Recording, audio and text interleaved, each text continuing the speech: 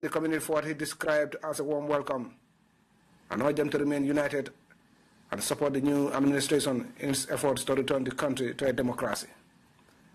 President Barrow acknowledged the indispensable role of the diaspora community in ushering change in the Gambia, but urged them to strive harder to consolidate these achievements. The President also emphasized the need for unity amongst Gambians, both at home and abroad, saying now is the time to join hands to move the transformation agenda forward for the benefit of the country and its people. President Barrow is expected to later meet the wider Gambian community before he leaves New York.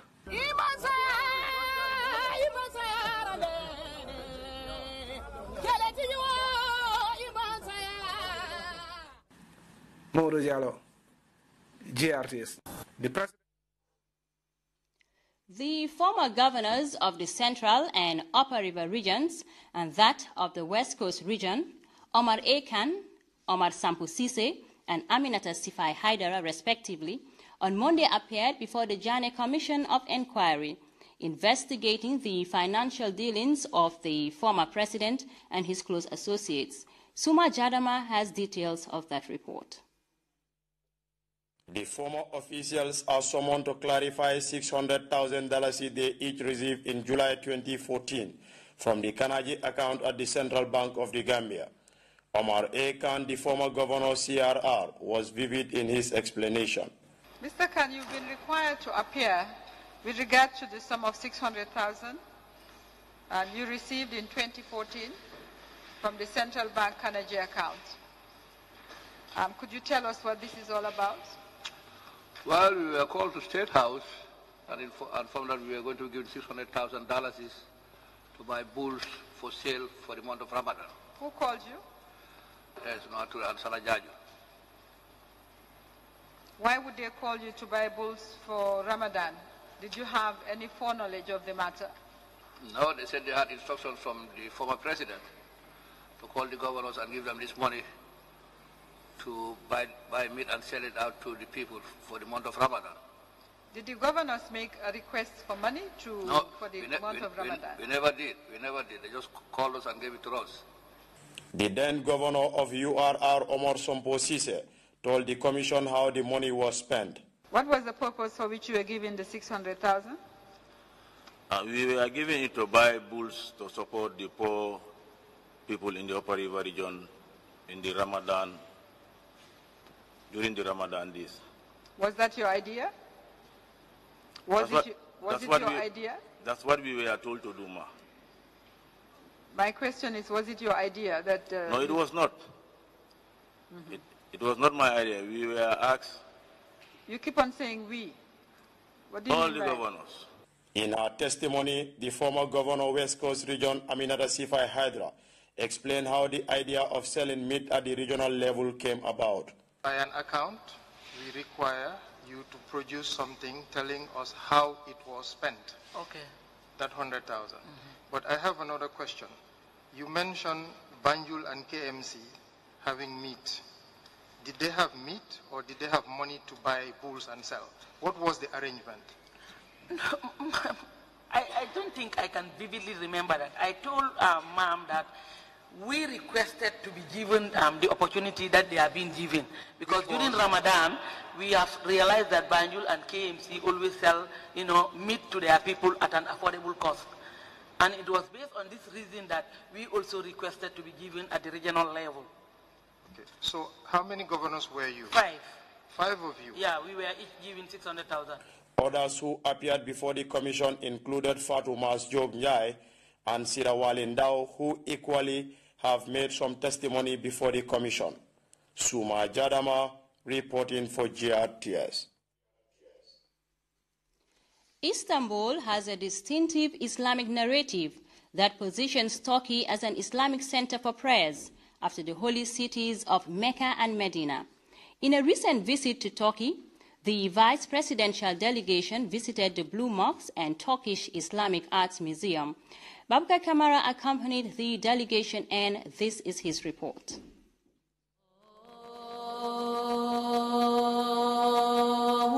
Its position in the Islamic world has been phenomenal, not only as a mosque for prayers, but one that has historical renaissance dating back centuries.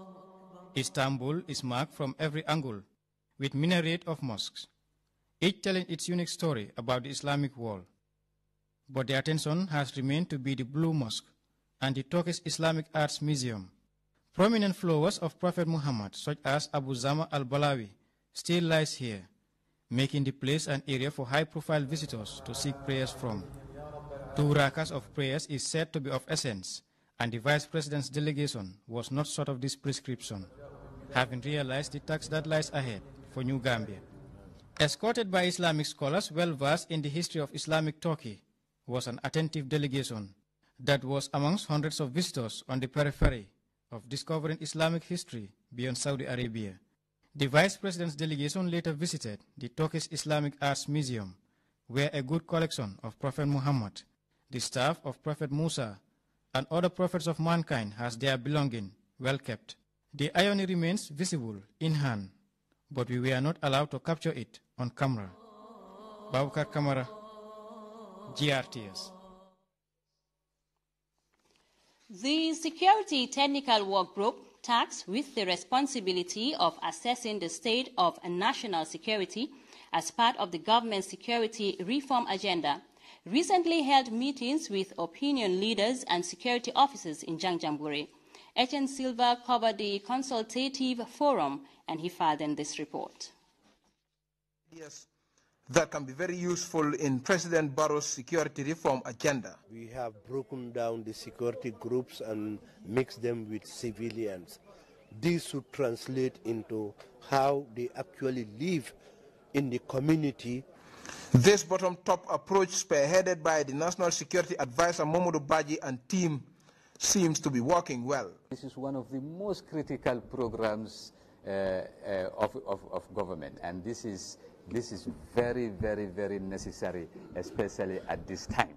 Like that of Kerewan, this forum in Janjanbureh in the Central River region was also interactive. Participants took turns to express dismay at what they called the numerous unprofessional misconducts allegedly carried out by the security services then, which they said inflicted among the civil population fear instead of confidence. The National Assembly member for Nyani Alaji Silla, for instance, cited arbitrary arrest which often led to the disappearance of innocent people without trace. They will arrest you, they will not know where you are going, they will not tell you what you have done, they will not show their card that this our ID, so that you can know who arrests you and where to be taken. Alhamdulillah, we are in a democratic situation where you know you will not be arrested without being identified, and we want that to be continued. National Security Advisor is cognizant of the concerns and hopes such would be consigned to history once and for all. This issue of unlawful arrests appears to come up everywhere in virtually all our meetings. But what I just wanted to say is some of our recommendations will include proper training to ensure that we have a quality and very competent security. The Central River region alone has dozens of porous borders which make it vulnerable to cross-border crimes. This leaves security outfits there with little or nothing to prevent such crimes. However, in a calculated move to overcome these, one of the security chiefs of the area, Babukar Jane, suggested the setting up of border posts in strategic areas. The chief of Nyamina East, Keba Ture, wanted a paradigm shift in the way the security services operate in order to rebuild trust and confidence of the civilians. The new Deputy Director General in charge of external security at the State Intelligence Agency, Lamin Jadama, urged the people there to turn a new page and not to settle scores. The million-dollar question is, how do we regain this trust and confidence? As you may know, security is both a condition and a process. It's a state of affairs, but also an unending process. Hence the importance of the continuous understanding, appreciation, and collaboration of the members of the public. Also responding to concerns directed at the prison services, the administrator of the Gambia Prison Services, Lamin Sane, said steps would be taken by his agency towards that direction. Those that are in custody, we can say most of them are not bad people. But we are there to ensure that once they are there, they are reformed. We ensure that at least we give them counseling and guidance. The delegation is in Basse today for a continuation of its ongoing assessment. Etienne Silva, GRTS News. The Gambia Civil Aviation Authority has begun a 3-day workshop on wildlife hazard management and prevention. The program is designed to provide participants with skills on ways of managing wildlife hazards.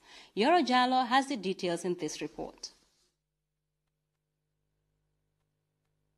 Using scaring equipment to keep wildlife away from the airport facility for safe landing and taking off of airplanes is one of the delicate responsibilities of the Gambia civil aviation personnel. This capacity building for the staff of the institution is meant to enhance their skills in the area. Today we are here to learn more about this challenge. This workshop should enable us better review, inform, and redefine our plans and strategies geared to managing and effectively mitigate the wildlife threat, and through that effort, duly satisfying all the ICAO's SAPs and related annexes.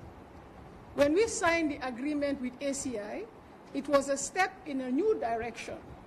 That step is to educate and empower all of us present to better appreciate, understand, and possibly address the huge challenges these mitigation efforts warrant. The ongoing 3-day capacity building was jointly organized by the officials of the institution and Airport Control International, an umbrella body under the International Civil Aviation Organization responsible for aviation security. As the sole institution to whom the primary responsibility of operating BIA is assigned, we at the Gambia Civil Aviation Authority have the uphill and surmountable task of ensuring a safe and wildlife-free airport facility. To this end, timely and informative capacity enhancement gatherings such as the one we are witnessing today are critical. Keeping airport tracks free from wildlife is important for the safety of the aircraft. The job remains a challenge for many airports on the continent. This is why the capacity building for the Gambia Civil Aviation staff is of great significance, said the Deputy Director General of Gambia Civil Aviation Authority, Catherine Nying. This particular hazard, as we know, has been a challenge for aviation since the early 1900s. From that period, airports have worked hard to develop measures to mitigate the challenge, making use of the latest technologies that are available. International regulations and aerodrome operations are constantly revised due to recognition of the importance of wildlife hazard management for control of the hazard at the aerodrome, as well as the 13-kilometer radius that is required of us. The Gambia Civil Aviation Authority is hopeful that this capacity building seminar would provide the aviation staff with the requisite skills and knowledge to deal with future threats of wildlife at the Banjul International Airport territory. For GRTS News, this is Yoro Jallo reporting. The Emprotect Gambia project under the Gambia Investment Export Promotion Agency Saturday concluded a week-long entrepreneurship training for the physically challenged persons at a ceremony held at its development center in Bakau. Janki Ture was there and she fathered this report. 29 physically challenged persons completed a 6-day training on entrepreneurship. The training is geared towards empowering persons with special needs to be involved in different business undertakings. We want everybody to be part of the entrepreneurship development in the Gambia. We are not looking at particular sector. We are looking at the youth, we are looking at the women, we are looking at the farmers, and also the physically challenged or the differently able people. We want all of them to be part of the economic growth of the Gambia. We believe that they can do it, and they have showed it to us in this workshop. And we have strong belief that if they live here and they go out, they will be able to put into practice what they have learned here. so that they can contribute immensely to the development of the Gambia. During the 6-day training, the participants were exposed to the steps and measures needed to become successful. In the training, what we do here, we introduce them to the behaviors and competencies of successful entrepreneurs so that they can be able to manage their business and then make it successful. Speaking at the end of the training, Mustafa Njai, the CEO of TAF Africa, underscored the need to contribute to the welfare of physically challenged persons. As a corporate body in the Gambia and one of the leading indigenous companies, we need to be seen to be giving back. And obviously, this is a program for the physically disabled and they are underprivileged. I mean, we need to be seen to be contributing to their welfare. Not only do we give to them as giving in alms, as is always done, but we feel that we should empower them, and empower them with a sum that is significant at their own level. He also donated an amount of $300,000 to the participants to take care of their businesses. I thought it would be nice, as I came, that I give them a surprise to kickstart what they have learned from here.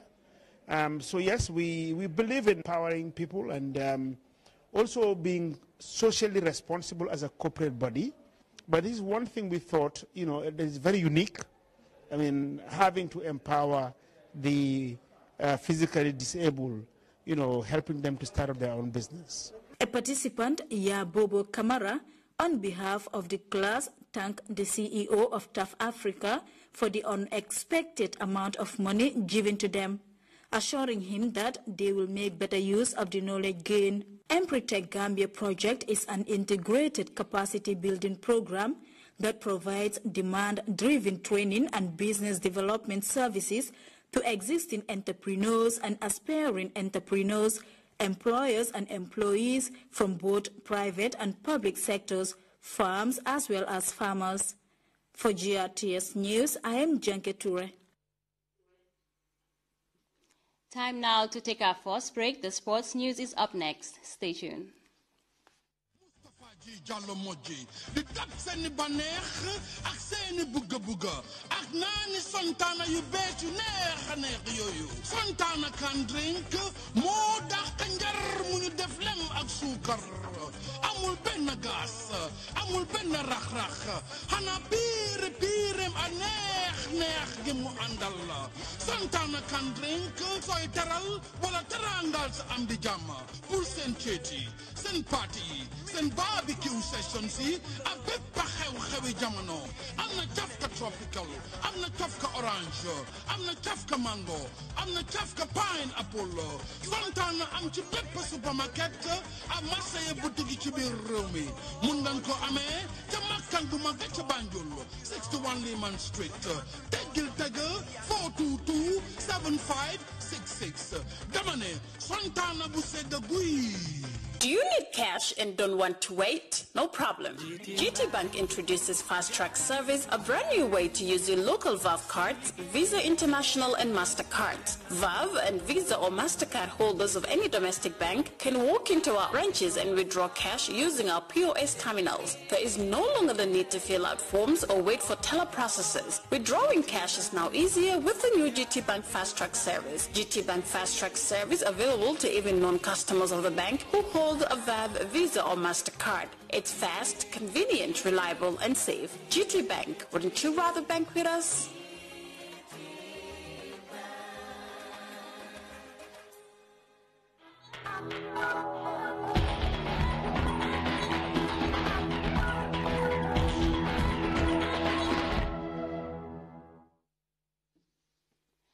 Welcome back.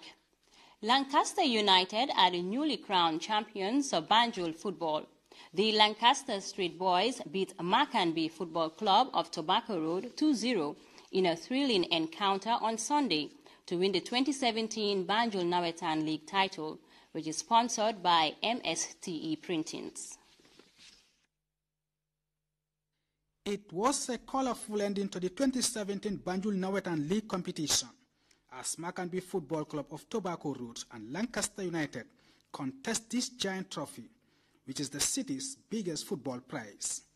The two teams emerged from the dugout to rapturous cheers from their respective fans.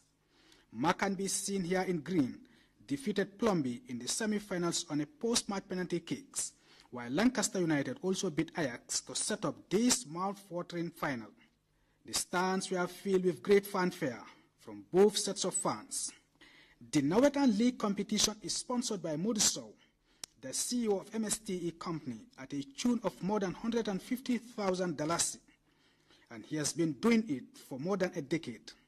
The country's former #1 referee, who is also the president of Banjul Regional Football Association, has in the past few years invested heavily in Banjul sports. The game was a tight contest played at a very fast tempo throughout the 90 minutes.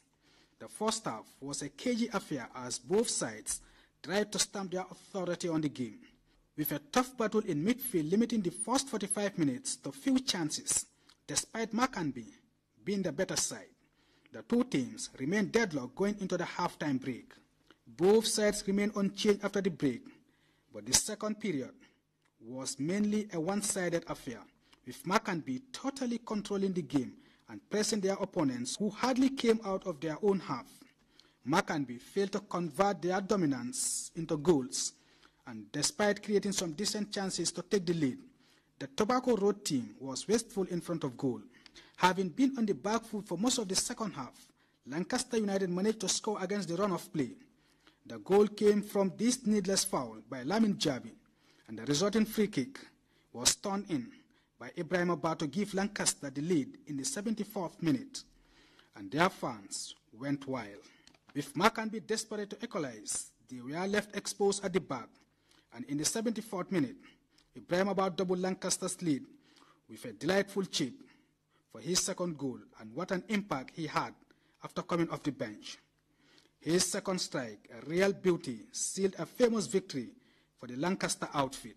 At that moment, the Maccanby players and fans lost their cool and the game turned violent after some players and fans went after the referee, who was forced to stop the game.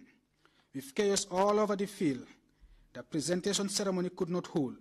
Instead, Maccanby will now be presented their trophy this Saturday, the same day set for the knockout final. Maccanby had themselves to blame for failing to make best use of their dominance. Mohamed Jallo, GRTS Sports. We will be back with news from outside the Gambia right after this break.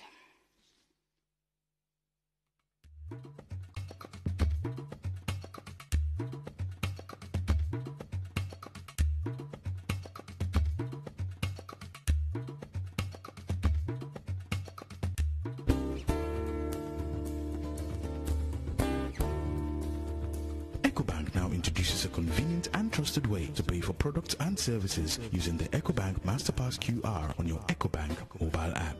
Just tap on the menu, select Pay Merchant to scan the QR code. Enter the amount to pay followed by your PIN. The merchant receives a confirmation of your payment and you're done. Experience the ease of making payments anywhere at any time with the EcoBank Masterpass QR on your EcoBank mobile app. Download the EcoBank mobile app from the Google Play Store or the Apple Store today. For more information, visit your nearest EcoBank branch. Terms and conditions apply. EcoBank, the Pan-African Bank.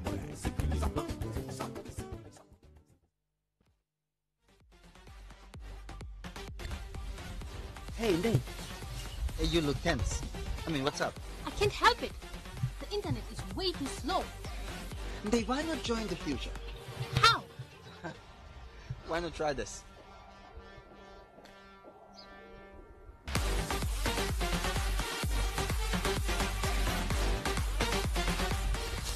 Wow, that was really fast. Thank you. No, thank you, sir. For the first time in the Gambia, QCell subscribers can now enjoy 4G LTE on their 4G-enabled mobile phones. At Kaiba Avenue, Senegambia, Brufut, Banjul, Bakau, and Sukuta. router. This means that you can now connect faster than ever before with 4G LTE speed. QCell has a wide selection of 4G LTE mobiles, dongles and Wi-Fi routers. QCell's 4G LTE. To subscribe, dial *335#. For more information, call 111. QCell, Sunyu Sim, Sunyu Boss. We innovate. Orders follow. Terms and conditions apply. Welcome back. Moving now to Southern Africa, where Zimbabwe has received relief aid to ease the impact of the long season of drought. China has donated 12,500 metric tons of rice to assist needy homes cope with food shortages in some parts of the country. More in this CGTN report. Zimbabwe has faced consecutive years of drought, which has left a sizable portion of the population in need of food aid. China has extended a helping hand. Chinese ambassador to Zimbabwe pledged commitment to assist Zimbabwe in various areas, including food aid and long-term extensive agricultural development. There is a saying in China, food is the first necessity of the people. China faced a similar situation, food shortage, decades ago. So the Chinese Communist Party and the Chinese government always puts agriculture as one of the top priority tasks.